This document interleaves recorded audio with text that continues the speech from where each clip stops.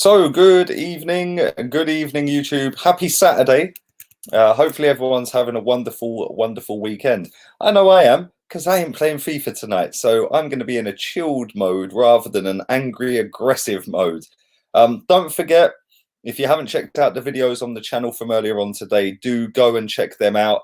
That would be fantastic if you could do that. Also, stick a thumbs up on the video. Subscribe to the channel if you are new. And also subscribe to the gaming channel. We'll be back on career mode on that maybe tomorrow, if not Monday. But we're in the Champions. No, we're not. We're in the Europa League with the worst team on FIFA. 1-1 draw in the group stage against AC Milan.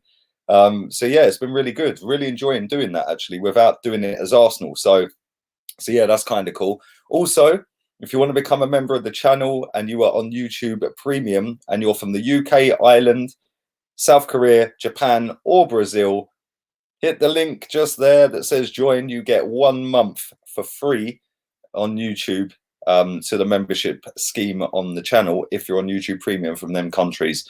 But now all that's out of the way, we're going to speak about this guy. We're going to speak about Marcel Sabitzer. Now, there's a lot of interest in this guy. In January, Arsenal were one of the clubs that were linked to him. Didn't end up happening in the end, and the rest is basically history. He stayed where he is. He stayed at RB Leipzig. We all remember him scoring a brace against Tottenham, and yeah, man, basically knocked him out the Champions League, didn't he? But he's doing really well at Leipzig, and he can play a number of positions, which is something that I've noticed with the players that we're linked to, especially midfield and attacking options. It seems like we're linked to players that are utility, not utility, that sounds wrong. Players that can play in multiple positions. I mean, this season, for example, he's played 18 games on the right wing. He's played 8 games at attacking midfield, 7 at central midfield, and 2 at right midfield. All in all, he has played 35 games for Leipzig this season, bagging 15 goals and 8 assists. That is absolutely outstanding performance. Unbelievable performance. In the league, in the Bundesliga, 25 games, 8 goals, 6 assists, which, listen, let's be real here, is a good output for somebody who's been playing all over the gaff. He's got 2 years left on his current contract. He is 26. I was shocked to learn he was 26. I thought he was like 24, 23, something like that. But he isn't. He is 26 years old. And he is a fantastic footballer. Somebody I'd like to see at Arsenal. And he is linked to Arsenal. He's also linked to Liverpool, to Man United, to some other clubs along the way as well. But for me, I would love to see this guy at Arsenal. And we need somebody in our midfield that can get a ball and can run.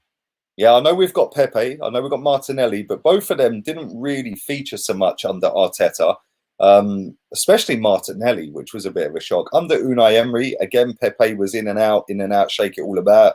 And Martinelli played quite a lot of the Europa League games and stuff like that, and the League Cup games. But for me, this is a guy that I'd love to see in the midfield at Arsenal, whether it be central midfield or whether it be right wing. I would love this guy at Arsenal. And whether it can happen or not remains to be seen. But for RB Leipzig, listen, they're a decent outfit. They play lovely football. They're good to watch.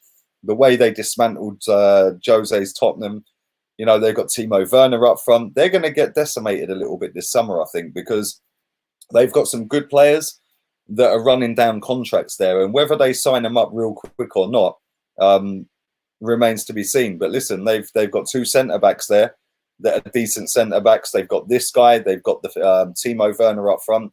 They're going to have to pull something out the bag real quick, Leipzig, to keep any of these players at their club. Otherwise, they're all gone.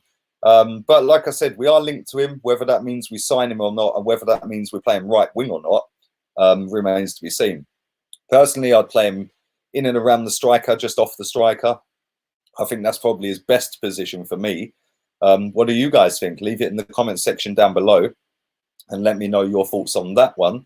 I can't imagine many of you are going to not want him at Arsenal because, like I said, he is a quality player. But yeah, leave it in the comment section. Let's move on to the next guy that I want to speak about, and that is Manuel Dennis, the Club Bruges player. He's a centre forward, as you probably well know. Again, the guy has played 5 different positions this season. Centre forward, he's played 15 times. Right wing 8 times. Left wing 4 times. Left and right midfield 1 apiece. But again, he is another player that can play multiple positions. He's also another player that can bag goals. This season in the league, 20 games, 5 goals, 1 assist. In all competitions, including Champions League, by the way, 33 games, 9 goals, 2 assists. He's 22 years old. He's a Nigerian international. He's been capped twice by them. But again, he only has 2 years left on his contract. Again, Man United are linked, Tottenham are linked, Arsenal are linked. And I think with some of these links that we see, I think that, like I said in previous videos, there is going to be a lot of these players linked. And a lot of these players are linked to Arsenal to get better moves to a bigger club. A lot of them are linked to get a new deal at their own club. And a lot of them are linked because they do want to come. And they've got their agent to put it out there, or a family member, or even the club that they play for has maybe leaked it out there. And this is where a lot of these stories come. Yes, some of these stories may be made up. We don't know that, do we? Listen, what I always find funny is when people in the media write a story and then they say, oh, reports over in so-and-so, but then they never link the report. That's how I then sit there and think, do you know what? You just straight up made that up. Yeah. When they link the report, then I go, cool. And that's what I tend to go with, the ones that have got linked reports and it's out there in the media. I don't tend to go with the ones that haven't got any form of link. I don't know what I'm doing there.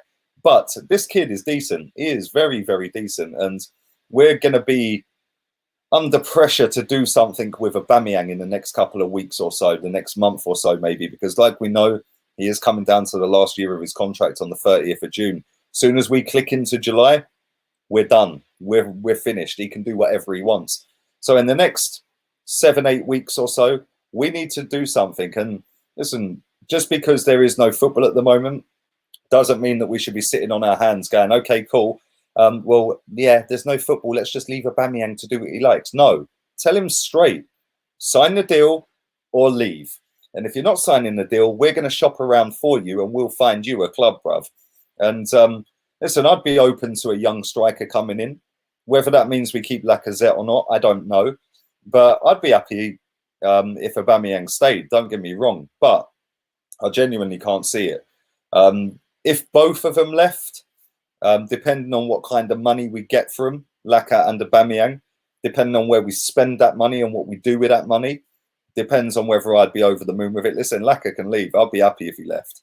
Aubameyang, I want him to stay, but I can't see it. But if it means that we're better as a team if they both left, then yeah, I'm all for it because it is all about the team. But it's just sad that we're sat in this position again, looking at young strikers across Europe. Listen, don't get it twisted.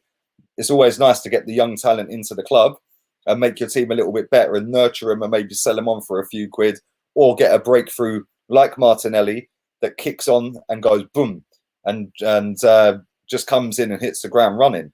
But when it's all said and done, this all boils down to the fact that Aubameyang ain't signed a deal, that we're linked to everyone in a striking position. But I don't know. I don't know. Listen, leave it in the comment section. How highly do you rate Manuel Dennis? Do you know much about him? If so, leave it in the comment section below. What about Sabitzer? Do you see us signing either of these two players? Leave it in the comments down below. I won't be back playing FIFA tonight because I'm having a nice chilled evening. Less stress and all that. I might be back tomorrow playing career mode. Like I said, we're doing all right, Europa League and all that. And the 2 morning videos will not be out until I get up. So when I wake up, I'll record them, I'll put them out. I'm going to have a nice chilled evening, couple of mojitos tonight.